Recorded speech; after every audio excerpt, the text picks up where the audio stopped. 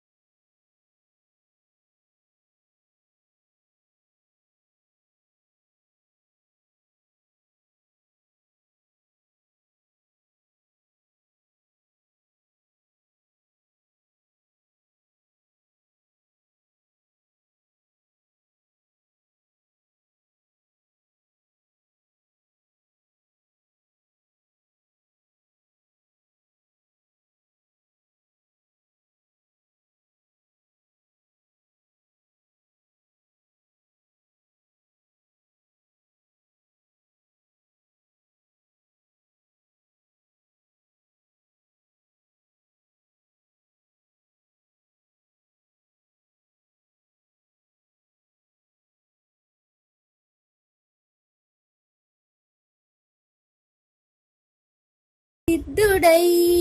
జీవరాశులన్నిటికీ సాయే శరణం సాయే శరణం.